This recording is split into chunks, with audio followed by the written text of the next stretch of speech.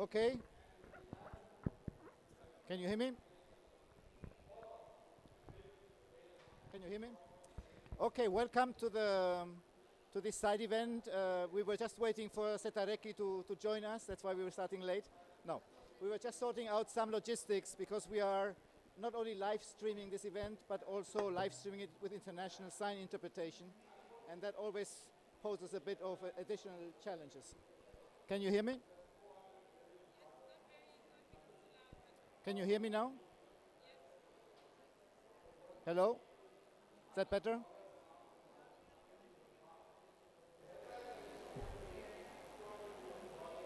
Does it work now? Okay. Okay. I was just saying, let me repeat, that we're starting a bit later, first because we were waiting for some colleagues from our Disability Caucus to join us, and are joining us right now, so just on time. But also we were sorting out some accessibility issues, because this event is not only live streamed, but it's also live streamed with international sign interpretation. You can't see it right now, but colleagues following on the live stream or watching it later will be able to see it. I think we can all agree that not much attention has been given to disability inclusion in climate change discussions. That is what we are trying to discuss here today. And for that we have an excellent panel with us. We have Jan Wahlberg, who is the Ambassador for Climate Change from the Ministry of Foreign Affairs, who will be giving some opening comments. Then we have colleagues from the UN system, Kishan Kodai from UNDP, and Therese Arnesen from the Human Rights Office. We have Louis Court from the World.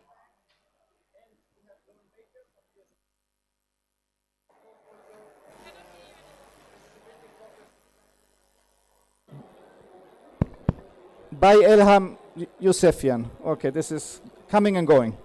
Okay, Jan, I hope for you it's more than coming, more than going. So over to you.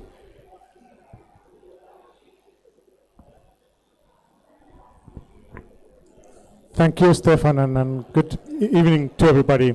My name is Jan Wahlberg, and I'm the Finnish Climate Ambassador. My disability is dyslexic, so I try to say it right. Just transition. The name of the pavilion is fantastic to me as a climate ambassador. It's all about just transition from fossil fuels to renewables, and we need to do it. We need to do it with equal participation of all, women and girls, youth, indigenous people, and people with disabilities. So I'm honored to welcome you all here in the name of ILO, Global Affairs Canada, International Disabilities Alliance, diverse UN entities, and the Finnish Ministry of Foreign Affairs. Both disability inclusion and climate change are cross-cutting themes in the Finnish foreign policy. And as Finland foreign policy basis is human rights, we take into account the adverse impacts of climate change, not only in the environment, but also on resources, on people's livelihoods, living conditions, and health. Ensuring our work in climate change is inclusive to persons with disabilities, we have focused quite a lot on policy influencing and advocacy.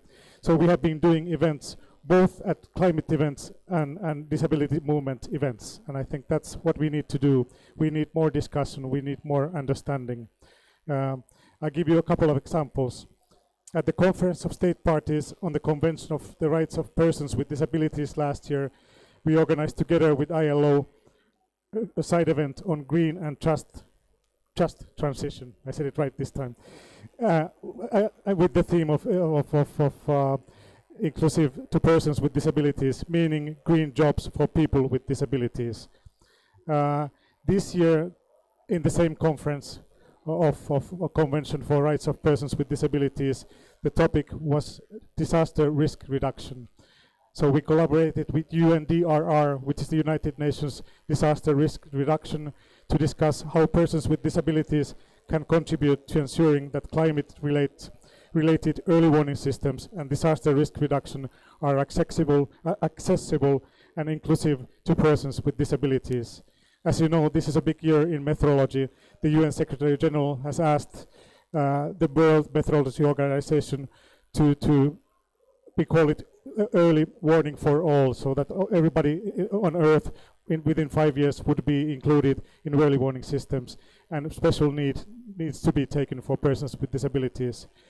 Last year COP, we organized with International Disability Alliance, I think the first Blue Zone Disabilities Inclusion event, and then we worked hard with Elham together. I'm glad to have you, Elham, here with us today. So that was, I had the honor to be there, and we supported the participation of IDA persons to COP26.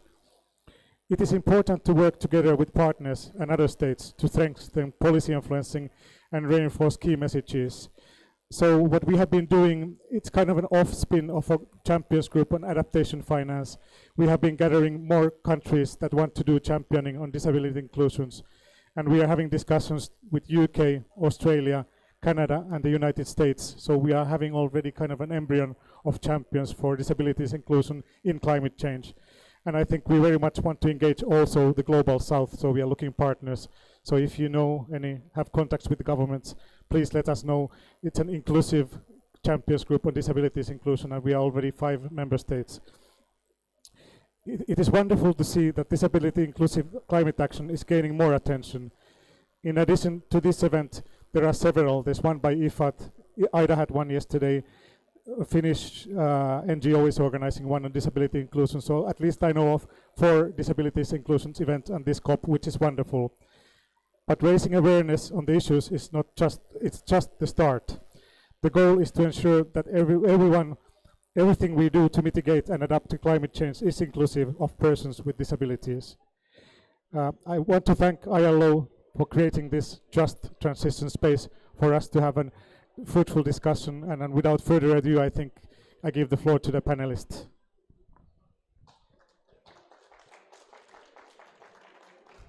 Thank you very much, Jan. Great to hear that we have a small group of countries coming together to become champions of disability inclusion in the climate change negotiations. I think that is fundamental.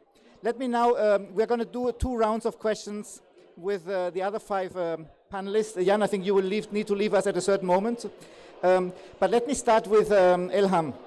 Elham, IDA in collaboration with other organizations has made an analysis of disability inclusion in national determined contributions and national adaptation plans.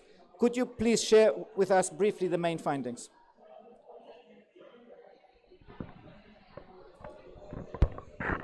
Hear me? Okay. Do people hear me? Yes. All right. So how many minutes I have, Stefan? 4 minutes. 4 minutes. Perfect. Thank you very much, everyone. My name is Elham Yusufian. I work for the International Disability Alliance as the Inclusive Humanitarian Action and Disaster Risk Reduction Advisor. I'm leading the work of the International Disability Alliance in climate action. And of course, co-chairing the Global Action on Disability GLAD Network, working group on inclusion of persons with disabilities in climate action. So together with the Disability Inclusive Climate Action Research Program of McGill University, we looked into the national commitments and policies of all parties to Paris Agreement on how they are doing on disability inclusion. So that's kind of analyzing the record of countries. The current version of the report, which is available online, was published in June 2022. However, we have updated the research. Unfortunately, the final version is not online yet, but I do have the research findings to share with you. So the information that I'm providing right now are the most updated version, just maybe by the reports commitments looked at by the September 2022, very, very fresh.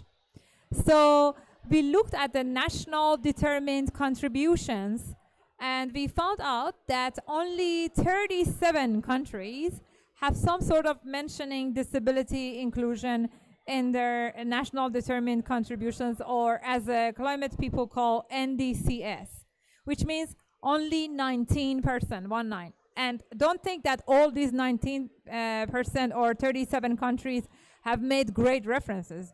In many of them, it's just as yes, persons with disabilities are being listed among vulnerable groups to climate change without specifying what exactly they want to do to address that. We did analyze the national determined contributions based on, for example, if they mention rights of persons with disabilities, and not wonderful news is that only 2 countries mentioned disability as from rights-based, human rights-based perspective. We also looked at the national adaptation plans, and we realized that only 46 countries, which means 24%, 24 have included some reference to disability in their national adaptation plans. And again, they're not all of them are brilliant. There are some great examples, for example, for Vanuatu, for Kiribati, the Pacific countries that do have a great chapter on inclusion of persons with disabilities in climate action. But for many more, the reference is very vague and still to be improved. So that just showcases the importance of the work that needs to be done. And finally, we did look at the national mitigation plans, and the news is even worse because no country thinks that they should mention persons with disabilities in their national mitigation plans.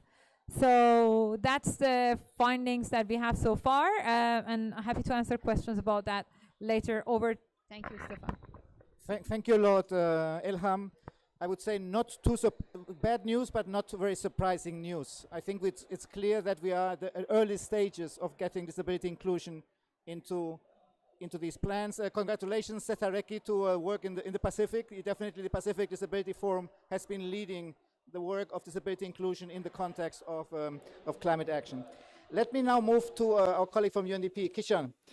Kishan, the UNDP has the Climate Promise Initiative, which provides technical assistance to countries in the preparation of NDCs. You've heard Elham. How can we increase the attention to persons with disabilities in NDCs and NAPs? Thank you. Yes, thanks very much, and it's a pleasure for UNDP to be here. So, I mean, to start with, you know, the region that we're in at the moment, Middle East, North Africa, has suffered disproportionately from persons, you know, increasing the number of persons with disabilities in this region owing to conflict and the situations of displacement. So it's a particularly important topic for this region, also a climate hotspot globally, the nexus between these two issues.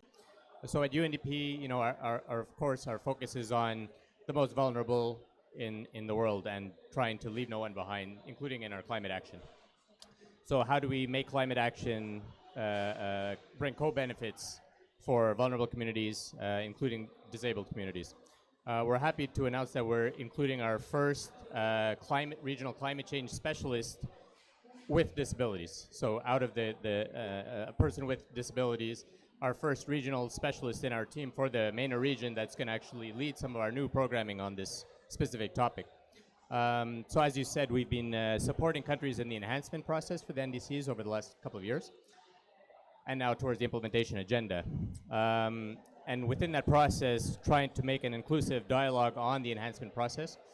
One example is in Somalia, a country that's faced with multidimensional crisis, a significant community of displaced and disabled population. And so that's a good example where people with disabilities were actually specifically included in the process of designing the enhanced NDC in terms of making sure that the priorities come into that enhanced NDC, but also infused into the actions that are mentioned in the NDC in terms of trying to make sure that the actions during implementation are actually designed, those new programs to come in the next few years on adaptation, on mitigation, et cetera, are done in a way that's disability centric, that focuses on that particular part of the vulnerable community in that country. So this is one example that we're then trying to expand on in the region as we go to this NDC implementation agenda now. On NAPs as well, no less important, we're going to be doing about 5 or 6 new NAP processes across this region, not least in Egypt, but also in other countries of the Middle East, North Africa, and to also take that approach into those as well. Thank you very much, Kishan. Good to see that that progress is happening. Lauren from USAID, I think the question to you is more or less similar. what would be a recommendation on how to increase attention to persons with disabilities in the context of national determined contribution, and in particular also in national adaptation plans? Okay, great. Thank you. Can you hear me? Hold it. Yeah? Better? Hello? Okay, that's better, I think. Okay, great. It's great to be with you here today. I'm from the U.S. Agency for International Development, and one of our key priorities is inclusive development. As is featured in our own kind of guiding policy documents, a range of different documents, as well as through the leadership of our disability rights coordinator, Kathy Guernsey, who sends her regards. She is a friend of of folks here on this group. One of the guiding concepts we use at USAID is that if you do not intentionally include marginalized and underrepresented groups, including persons with disabilities, that you run a high risk of unintentionally excluding such groups. And I think that's, a concern with what we're hearing from Elham with the findings, that there's relatively little intentional inclusion, attention to persons with disabilities within NDCs and NAPs. And so, that's a concern. That said, these documents are clearly ones that get periodically updated. There's a global stock take coming in 2023 and various other processes to update both NDCs and NAPs. And so what can be done? To your original question, what can be done to do better? The first and most obvious step is to meaningfully include and target direct input from persons with disabilities and disabled people organizations, which are the organizations run by and for persons with disabilities. Meaningful inclusion of persons with disabilities in these planning processes will ensure such policies and measures benefit from the creativity and innovations of persons with disabilities. And that inclusion and input can draw on and be facilitated by existing focal points and coordination structures, including those related to the Convention of the Rights of Persons with Disabilities, which has 185 parties, and which calls on parties to establish one or more focal points within government or establish and designate coordination mechanisms with government. So these focal points and coordination mechanisms could be ideally suited to help facilitate and coordinate government, NDC, and NAP consultation processes, being inclusive of persons with disabilities and disabled persons organizations, DPOs. The extent to that national disability action plans are proactively inclusive of content on climate action, these plans themselves, produced in consultation with persons with disabilities, can offer content to inform NDCs and NAPs, and at a minimum assist in framing disability and climate change issues for consideration during NDC and NAP consultation processes. Obviously, these processes should be made accessible for persons with disabilities, and this means, on the one hand, addressing disability-related access and reasonable accommodation needs, such as consultation venues and online platforms that are accessible, sign language interpreters and captioning for deaf and hard of hearing participants, etc. But additionally, ensuring that the concepts and mechanisms discussed are understood by participants with disabilities who may be less steeped in climate change terminology than other stakeholders. So in this regard, initiatives that promote collaboration and partnership between mainstream climate change groups and DPOs could help foster enhanced understandings between both communities. There are also needs for additional data and analyses in a proactive manner.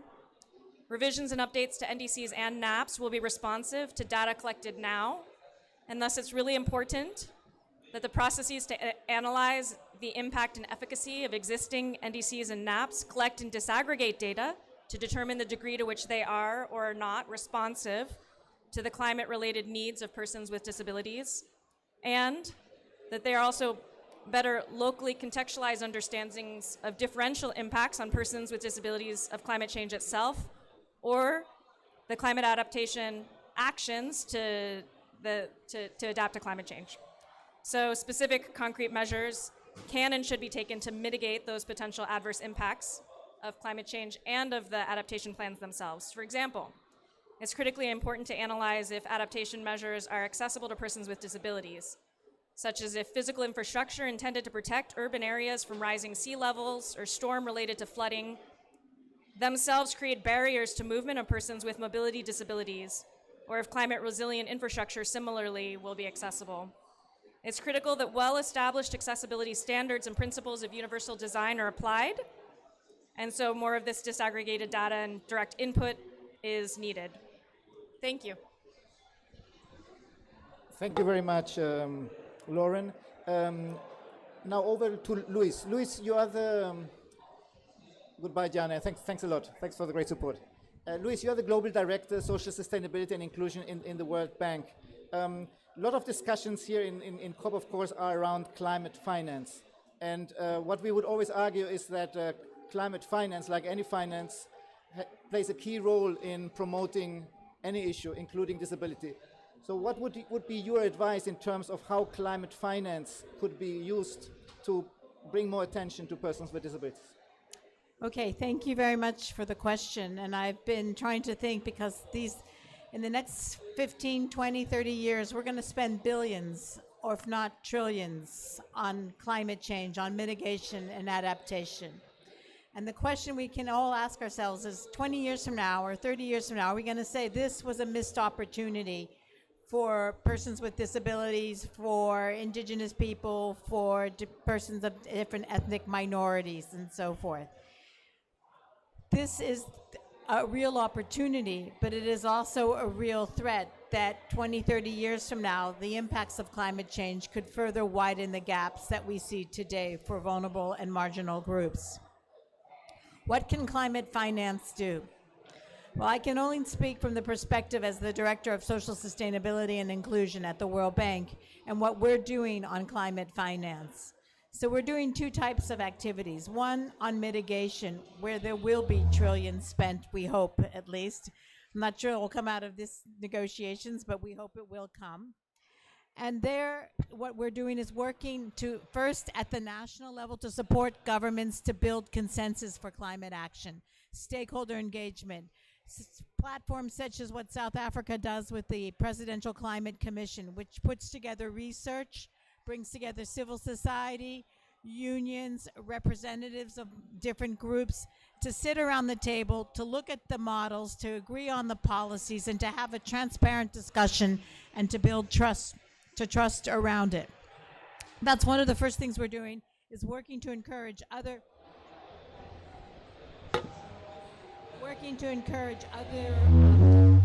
countries to, I don't know what to say, I'll try this one. Working to encourage other countries to engage in stakeholder consultations to build consensus for change at the national, regional, and local levels. In addition, we're working on climate mitigation projects at the community level. When you close a coal mine, when you close a coal power plant, you're not only impacting the workers, which you are, the direct suppliers, which you are, but often the entire community. And that means vulnerable groups within that community, people living with less access to income and services, will be impacted. What we're also doing there is activities to promote community development, community economic diversification, linking up communities with broader regional efforts for diversification. Absolutely critical that in that reflection, in that process of designing new community livelihoods, that persons with disability are involved and participate, because this is an opportunity. We are also working to develop, and this is very upstream, something I'm sharing that's very initial, but principles of accountability for climate finance. How can we work to ensure that climate finance not only reflects persons with disabilities needs, but the needs of all groups out there, and that when countries get it, the resources go to where it's needed most and not in certain pockets of certain people. So we'd like to see greater principles organized for accountable finance, and that make it more transparent, that monitor and track how the money is used and spent. This gives groups such as groups with persons with disability access to information to influence policies. And then finally, just to say, and I'll probably touch on this in a bit in the next question, is we can also leverage what World Bank does. I only talked about our programs, and to be honest, we're a small operational part of the World Bank. But where we have enormous leverage is on our environmental and social framework. And teams in my unit and my group, Global Practice, do the social safeguards for all World Bank investment and programs for results. This provides huge entry points for stakeholder engagement plans on every project, which should, they don't always, but should include persons with disabilities. This provides entry points for principles of non-discrimination and universal access. Those of you who know Charlotte, who is our disability advisor at the bank, this is a huge entry point to push this agenda, not only in our climate change projects, of course, but more broadly. But as those projects scale up, this will be an important access point. Thanks a lot, Luis. And I think it's also important the leading role that the World Bank can play in ensuring that the other climate finance organizations, the specific ones, but also the multilateral development banks, the regional development banks, follow your path in terms of disability inclusion. I move now over to Therese. Therese Arnesen is the Human Rights Officer in the Climate Change and Environment Service Department, whatever, of the Office of the High Commissioner for Human Rights. So Therese is an expert on approaching climate change through a human rights-based approach, which is not always the way it's happening, as far as I hear. Therese, the OHCHR plays an active role in promoting a human rights-based approach to climate action. What would be your advice to increase the inclusion, participation of persons with disabilities in climate-related processes and decision-making? Thank you so much, Stefan, and let's see if the sound will be with us. Very pleased to be here, and just to say yes, Stefan, we're a couple of people at OHCHR headquarters working on the interlinkages between climate change and human rights. And within our same branch, we have colleagues who work on disability inclusion, and of course on this specific nexus, we are bridging the gap.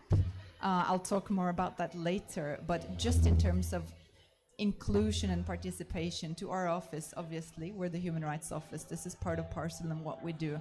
Civic space is really at the core of our mandate, and safeguarding that space and ensuring meaningful and effective participation of all persons, and that includes persons in vulnerable situations or vulnerable groups. And I think just at the outset, there are so many... Should I change the mic?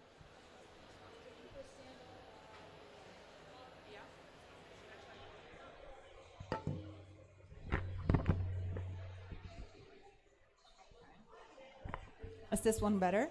Yeah? Yeah? Okay, great. I just want to highlight the communalities first in terms of the measures that can and should be taken that are actually the legal obligation of rights of states, of member states to take. And that applies both, you know, under the environmental sphere and under the human rights sphere. So states are obliged under international human rights law to ensure effective and meaningful participation. So it's not just a buzzword. This is an obligation that we all try to work to support states to comply better with. And I have a few suggestions. I think that some of them are pretty basic, but I'm mentioning this because I think we're still failing at doing this properly. And I say that coming from the UN. Human Rights Office is part of the UN Secretariat. We have a disability inclusion strategy at the UN. We have guidance for states, the Convention on Rights of Persons with Disabilities, and we have other human rights conventions who make all of this very clear. In terms of accessibility, the measures that you can take are also, and I think I'm again stating the obvious to some of you, I hope not, maybe not too obvious, these are measures that also benefit others. It's not just persons with disabilities that benefit from being able to access information. What do we mean by that? We mean that the information is understandable. We mean that the information is in a format that this person can read or hear or look at. And we mean that it's also accessible timely. So what kind of information are we talking about? In this case, we're talking about climate-related information. We're talking about information about climate impacts on persons with disabilities, but also on everyone. And we're talking about the sort of measures that states and other duty bearers plan to implement So that's just the first step, accessible information. Then, of course, when we talk about really participating in decision making, we can talk about meeting venues, both to be able to get to the venue and to be able to access the venue and to be able to move therein. And I think that's one thing that you can do that is part of the recommendations from a report that we have authored. I'll talk a little bit more about that later. It's also to have persons with disabilities as part of your delegation to a meeting or to negotiations. Just to be mindful of the fact that this person isn't there just for the sake of being there, but actually to meaningfully engage in those negotiations. So it could also be a negotiator. It's not just, a token. Because I think that, we've said and we've recommended some of these things, and we still see, some attempts that aren't walking the whole talk. Let's put it that way.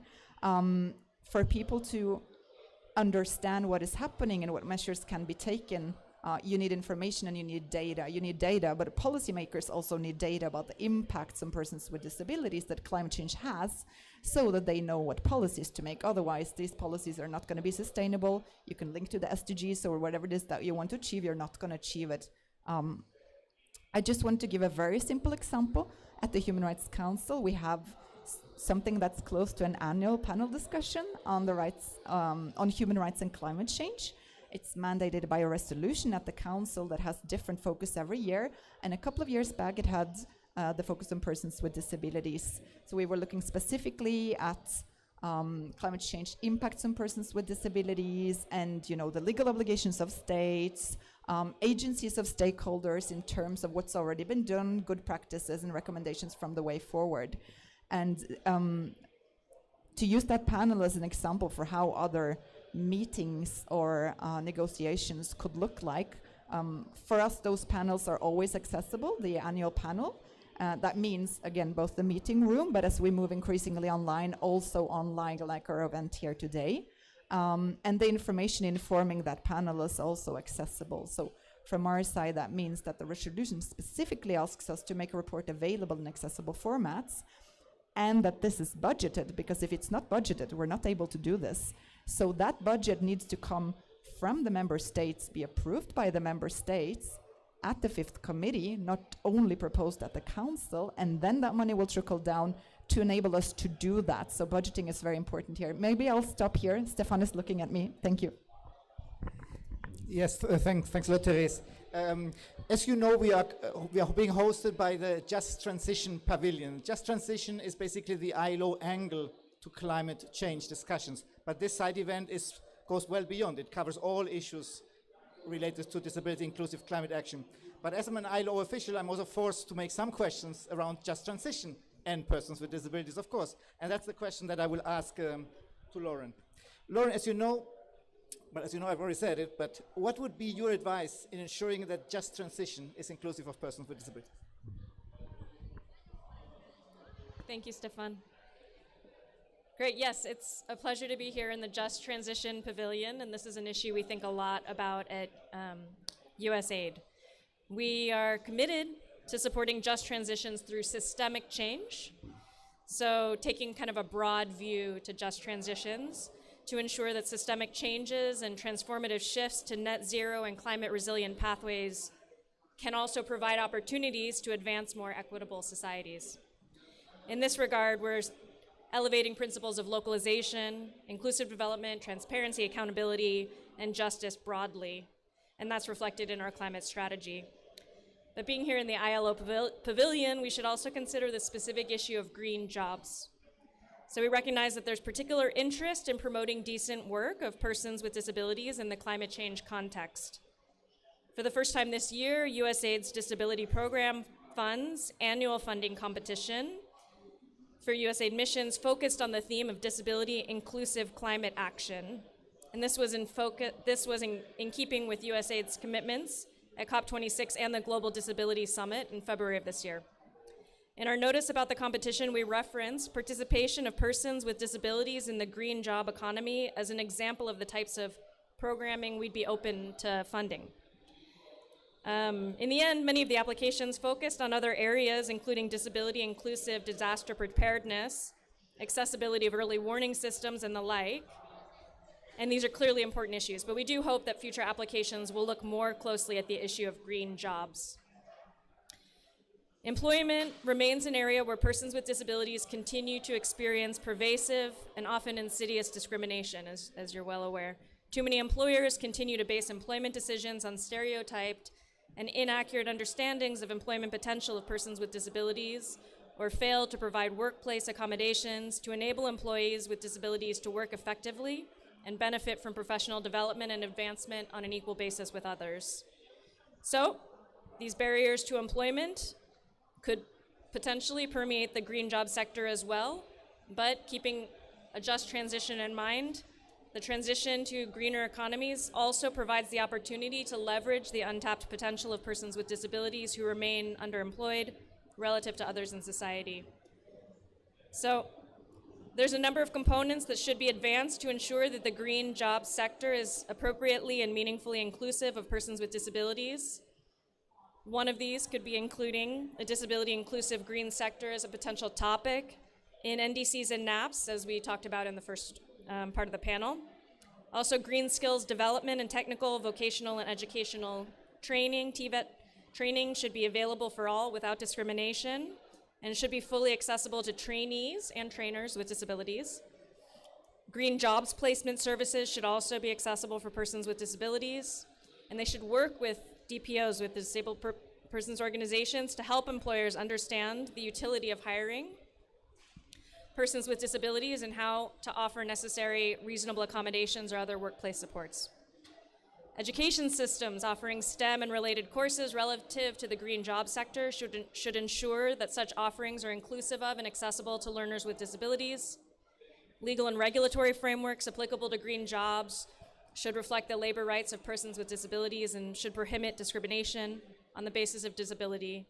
And financing and access to credit for those seeking to invest in green jobs expansion should be available to persons with disabilities on an equitable basis with others, including for entrepreneurs with disabilities. So these are just some of the many steps that can be taken to ensure that just transition is inclusive of persons with disabilities and in line with the core principle of nothing about them without them, or nothing about us without us. Ideally, it will be persons with disabilities and DPOs that can lead the charge on this. Thank you. Thank you, Lauren. Let me stay for one more moment still on the issue of employment, which of course is very close to the heart of the ILO. Kishan, as you know, UNDP and ILO are active partners of the Climate Action for Job initiative. What would be your advice on how to ensure that persons with disabilities are adequately included in this initiative? Thanks for the question. Yeah, so the Climate Action for Jobs initiative is a joint initiative between UN Development Program, UNDP, and ILO, which seeks to really bring into this process of enhancing and now implementing the NDCs the issue of the opportunity from climate action for green jobs, green employment. This builds on the guidelines for green economy, green jobs that ILO has issued, and then trying to mainstream that into local cooperation through our climate programming at the country level. So the way this is, one example in this region, in the MENA region, is in Jordan, where there's been a specific focus on the job creation potential of the NDC process through that enhancement process to bolster communities during this time of instability and expanding unemployment and et cetera. So that has been taken on, fully by the government, by the industry, by the communities that the process has engaged, and with that to specifically bring in the National Higher Council for Persons with Disabilities as well, to specifically engage that element of it, of how that whole process can actually be specifically geared to persons with disabilities. Going beyond that, of course, again, in this region, the NDCs total foresee about $600 billion of new investments over the next few years, up to 2030, to implement them. And so, as was mentioned earlier, this is a huge opportunity, actually, if we think about, for example, the renewable energy part of that, trying to expand the local production of renewable energy technology, for example, in the region, as opposed to the import dependence kind of process. And as part of that, to create these kind of green jobs, no? All the engineering jobs and of course, the whole ecosystem of renewable energy technology. And as part of that, then to also, emphasize this segment of youth unemployment in the region, which is indeed persons with disabilities, and to see that as an opportunity for the future as we move to this NDC implementation process. So that's a couple of examples on that. Thanks. Thanks a lot, Kishan. Luis, back to you. I think there were a few ideas there which you had in your mind which you didn't share in the first intervention, so back to you. You're being nice. You're giving me the opportunity to say what I want to say. Thank you. No, what I wanted to say is that disability inclusion in the World Bank has undergone a major shift. It's actually one of the stories that I tell that is the most successful. And it's changed since 2018 when we adopted, and I'm sure you're all familiar with the 10 commitments on disability inclusion at the World Bank.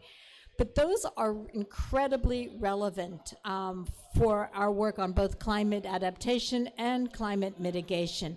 I mean, inclusive education is absolutely critical for taking advantage of these new green jobs. And we have a commitment that all of our projects by 2025 are disability inclusive in the education sector. The work on social protection, absolutely essential for disability inclusion and social protection. 3/4 of our projects by 2025 and social protection need to take into account the special needs of persons with disabilities. Again, central. Similarly, we have commitments on humanitarian and work and disaster relief management, absolutely critical for adaptation. Something that's close to my heart is data. Unless we can monitor, as I was talking about earlier, track financing, but also have better data on disability inclusion, we're not going to be able to track progress, set targets, and understand what are the key constraints. So we've been expanding the number of countries for which we're able to collect data using the Washington short form.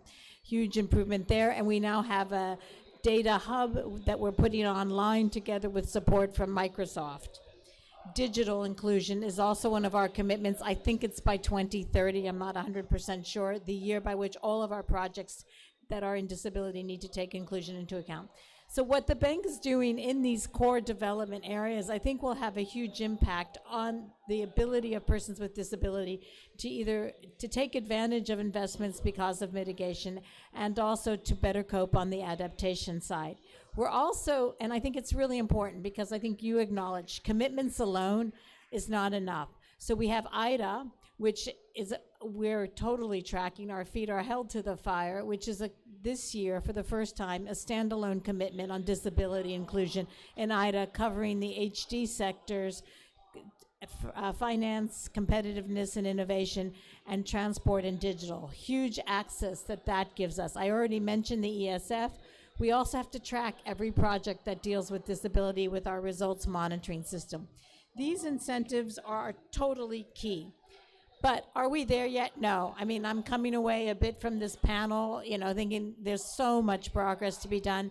Even on what we've done on DRM, I was talking with one of my colleagues. They say, yeah, one said, great work. We're building ramps into the disaster relief centers so persons with wheelchairs can get in. That's great.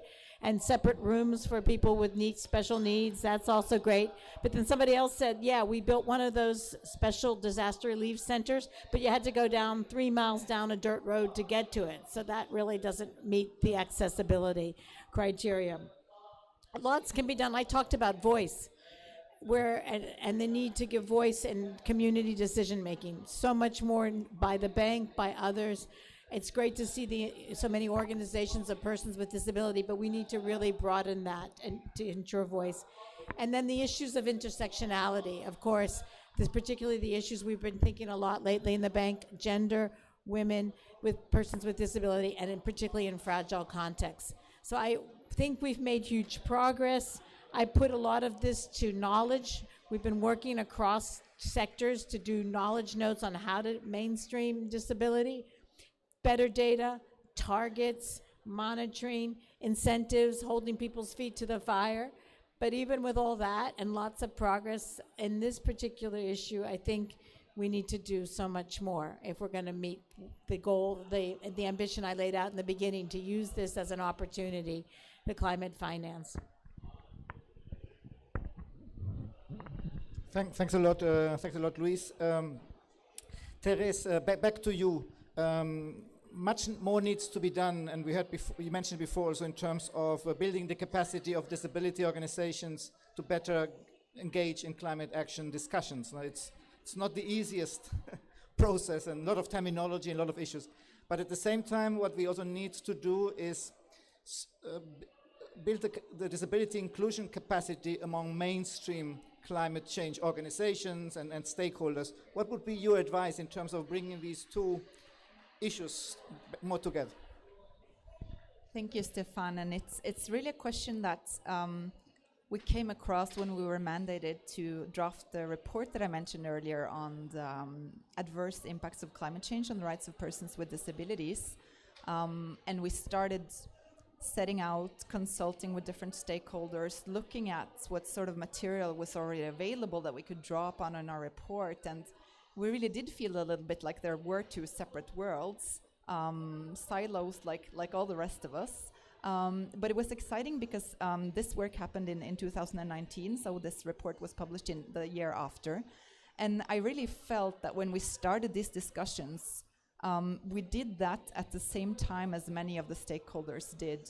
We really saw increasingly CSOs, or organizations of persons with disabilities, starting to look into the climate sphere, and we saw a little bit the climate sphere opening up to increasingly include consideration of the rights of persons with disabilities. So in that sense, it was a really exciting endeavor, because in our report we could draw upon some of that emerging work that was coming out just as we set out. And I felt a little bit like it's been a small door opener for us.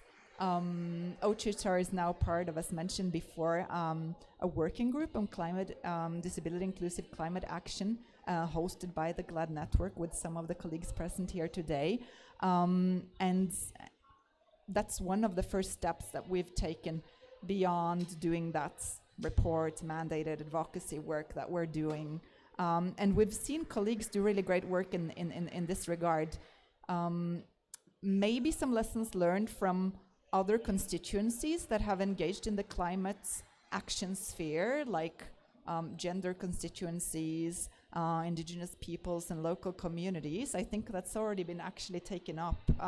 Elham, I think, has been really instrumental in setting up a caucus of persons with disabilities here at the COP under the UNFCCC. And even if that's still in an informal caucus, I think that's really one of the good practices that we have so far, and one of the recommendations that came out very clearly from both the work we did consulting for report and from the discussion that we held at the Human Rights Council. And I just want to say that this sort of merging the silos is something we relate to every day at the Human Rights Office, because what we try to do is to mainstream human rights within the work of other sectors. So at the government level, that would mean that different ministries need to be involved. Human rights isn't just a foreign policy or a social affairs question. It's something that needs to be integrated throughout. And as we talk about the climate change and human rights nexus, that's where we see that these actors need to talk together and work more collaboratively together. Surely, awareness raising and capacity building, I think we already talked a lot about it, for organizations of persons with disabilities to be aware of what's happening in the climate action sphere, but also for the climate rights movement that maybe from many can be seen still as a little bit of a movement that isn't as inclusive as you would think it would be. Because it is really advocating for climate justice, which first and foremost is a concern for us, first and foremost for persons in vulnerable situations, but obviously it's an issue that's relevant for all of us. I wanted to set out one final thing in terms of the sort of guidance that we're also working on, and it's something that's similar to some of the work being done by UNDP, for example, but in terms of policy making, if you put persons with disabilities in there, it has to be explicit, it has to be. We can't just say persons in vulnerable situations. You really have to spell it out for it to be included, and that's what we always say about human rights concerns. For example, in NDCs, as Elham also mentioned in their study, what we've been doing is to develop guidance for including human rights in NDCs, and just being mindful of the need to be explicit for that, again, to be able to be an action point for governments and stakeholders to act upon, because if it's not written in anywhere, then it's not going to happen. I think that's our first and foremost takeaway. I think I'll stop here. Thanks a lot, Therese. Elham, we are moving to the end of the side event. You have been doing an impressive job of leading the IDA advocacy work. Today we have two IDAs. We have the World Bank IDA and the International Disability Alliance IDA.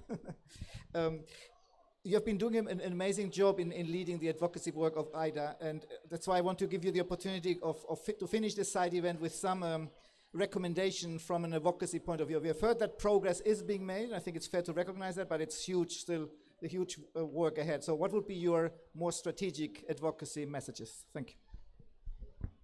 Thank you very much. So I will have messages for different stakeholders, if you don't mind. So I will start by ourselves, by organizations of persons with disabilities. As long as we keep the climate conversation between us, of course, we are not going to progress as much as we need to. So we need to reach out to mainstream climate actors, climate organizations, so identifying them, reaching out to them, and expanding our advocacy work to our national, regional, and global climate decision makers. So usually for us as OPDs, of course, it's easier to reach out to the disability focal points, to the national ministries who are responsible for disability rights and disability inclusion. But I think it's important to expand our advocacy and prioritize the ministries of environment, national climate action platforms, because they name differently in different countries. And if you're regional, do it at regional level, or help our national members, local members to do so. And for myself, as the International Disability Alliance person who works on that, to expand my work and reach out more and more to mainstream climate actors. Okay, so for myself first. And then for the governments, that hopefully we'll hear in this message somehow, is that they are always, these national determined contributions that we talked about are subject to 5-year review. So sooner or later, it would be time to review their national determined contributions. And my message to them is to reach out to organizations of persons with disabilities, reach out to the academia and other civil society who are working on this topic, and involve them in the process, and include concrete actions, what they want to do to include persons with disabilities in their climate action. And of course, adopt the right-based approach. And then for UN mechanism, UN agencies who are not necessarily like climate action agencies, like ILO, like World Bank, like UNDP, UNHCR, all of them, all of them have climate action work. To connect their disability inclusion work and climate action work, if they have not done that already, if they're doing it already, do it more, and organize like dialogues and define joint projects between the two divisions so that they can work together on inclusion of persons with disabilities in climate action agenda, so that their disability work includes climate and their climate work includes disability. And then also to UNFCCC to enhance and expedite implementation of the United Nations Disability Inclusion Strategy. So we have more access and inclusion of persons with disabilities in climate negotiations, climate processes, different work streams. This is very difficult field to navigate for organizations of persons with disabilities, I am myself in this working on this field for 3 years now, and it's been not very helpful processes to just navigate for. I think it's difficult for everybody, And it's due to barriers, not because of impairment. I emphasize that. Due to barriers that exist, including physical, communication, institutional, and attitudinal barriers that exist, is even more challenging for persons with disabilities and their organizations to navigate. And UNFCCC needs to work with COP presidents, like joint presidents that are changing each year, to make sure that they address these challenges so that COP and other processes are more accessible and inclusive. And finally, for civil society organizations, for climate actors that are actively working, for different constituencies, for the youth constituency, women and gender constituency, trade union, business, research, farmers, all of them have disability angle in their work. So in their cross-constituency collaborations that they are working, consider disability. I can promise that there is no work on climate that you cannot find a disability angle for it. We just need to explore. Thank you. Thank you very much, Elham, for these excellent recommendations to all of us, well noted. The only thing I would add from my side, I would like very much to see in one of the future COPs as soon as possible to have a disability action program, an action plan adopted like the one on gender. No? I think this is something that hopefully this group of champions, of country champions for disability inclusive climate action can start putting on the agenda of future COP meetings. Thank you very much to all the panel members. I think perhaps there's still a final round of applause for all the panel members. Thanks a lot for coming here on a Saturday afternoon. As you know, we have been live streaming this event, so hopefully many others have watched it or will watch it later. It's recorded and people can watch it. Ideally, I hope it has worked well also with international sign interpretation and captioning. So thank you very much again, and I wish you a nice half weekend.